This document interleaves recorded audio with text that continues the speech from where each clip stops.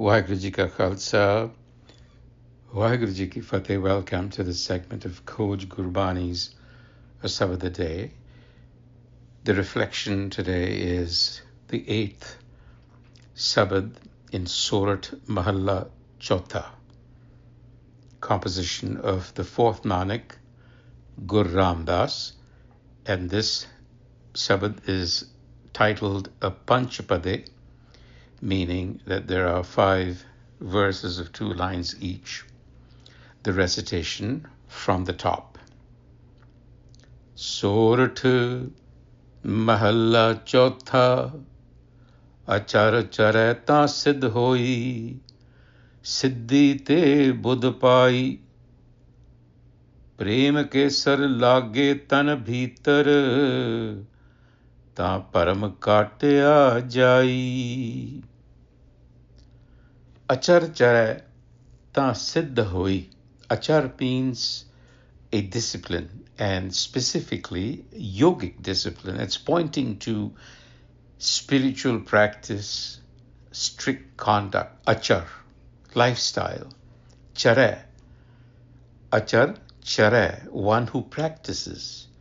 Ta, then Sidh Hoie, perfection is attained. Mastery, self-mastery is achieved through discipline.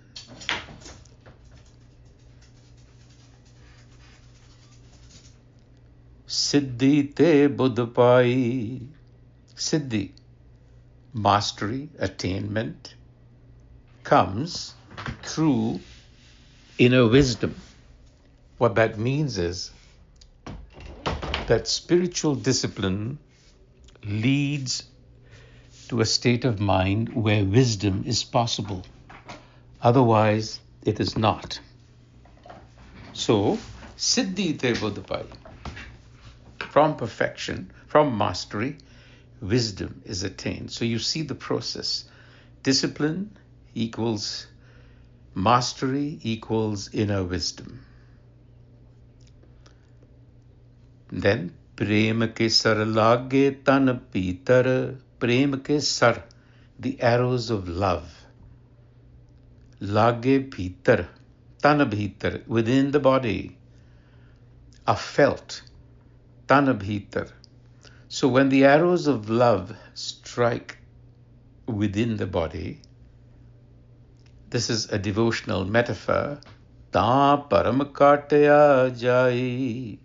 Then and only then illusion dies. What it is saying to us is discipline is necessary, but so there has to be some level of structured effort which leads to mastery, which opens the door to wisdom. But in the second line, the Guru is saying it's not discipline alone. The transformative breakthrough happens only when the arrows of love strike within. Only then is the illusion, the root of the ego, cut away. Practice, therefore, is necessary, but without love, practice does not pierce. In other words, love is the ignition. It ignites the practice. The second verse, the Rahau rather.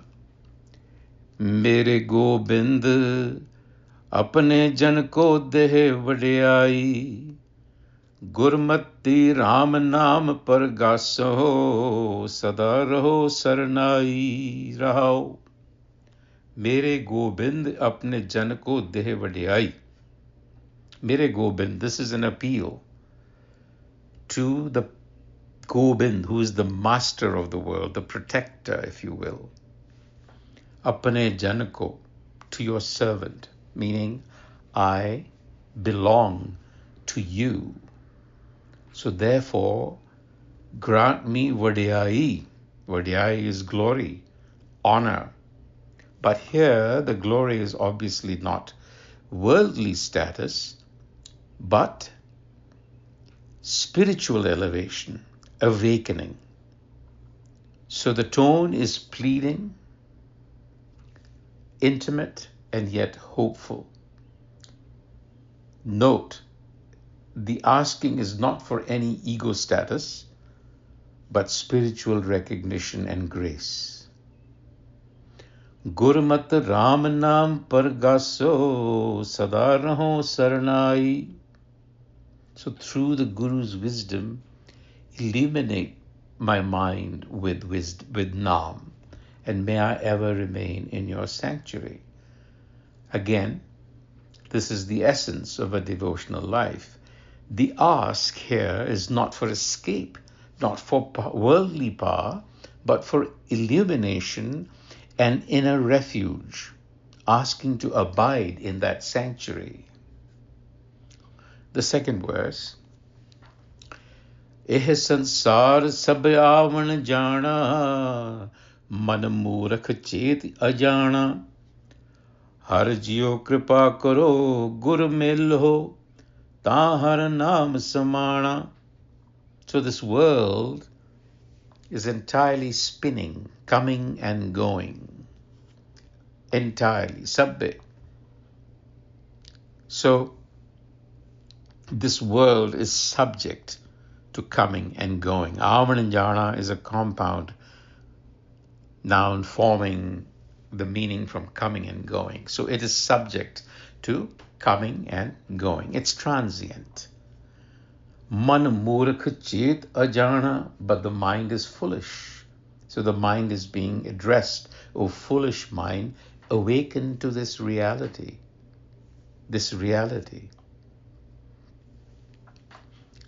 that the world is coming and going, that nothing is fixed. Har jiyo kripa karo gur melo. So the plead, the request, the ask is gur melo. Gur melo. Unite me with the Guru. Give me Guru wisdom, because remember, that is the bridge to that inner presence. Ta har naam samanna, so that I may feel or merge with that presence within. I need Guru wisdom. So the third verse, Jiski vat soi prab jane, jisno de so paye, vasti anup ati agam agochar, gur pura alakh lakhaye. So here's the key. Jiski vat soi prab jane. Prab is the sovereign. Only the sovereign, divine sovereign knows its own treasure, because the substance, it belongs to that sovereign. So no one can claim it. It is a gift, not an acquisition. And this gift, Vasti Anup Ati Agam Agochar Gur Pura Alakh Lakhai, this treasure is incomparable. It's precious, it's inaccessible, it is unknowable. It is only the Pura Gur, the perfect Gur, that reveals what is unseen. That is the role of the Pura Gur, to open our inner sight, not to give us theoretical knowledge. Jin eh chakhi soi jane, the fourth verse. Gunge ki mbathiai, ratan lukaya luke nahi, je ko rakhe lukai. Jin eh chakhi, only the one who has tasted it knows. It is like sweetness that cannot be expressed by a mute person. So only one who has directly experienced this truth knows it. And even they cannot fully express it, because just like a mute person cannot describe the sweetness they have tasted, the experience is ineffable.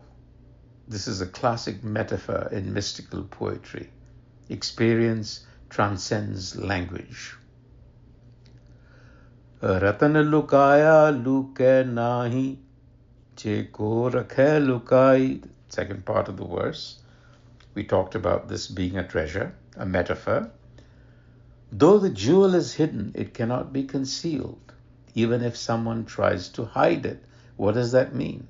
It means that the jewel of realization, if it is present in one's life, it cannot be hidden.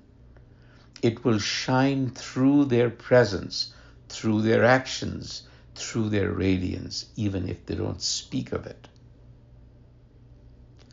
So it tells us that realization is experiential, not verbal. And even if you try to express it, words will fail you. And spiritual realization reveals itself naturally. And in conclusion, Sab kuch tera, tu antar jami, tu sabna ka prabh soi, जिसनो दात करे सो पाए जन नानक अवर न कोई सब किछ तेरा. All of this is yours. Sab kuch tera, all things. Tu antarjami, you are the inner knower. Tu sabna ka prabh soi, you are the master, the controller. Everything belongs to you and you know everything.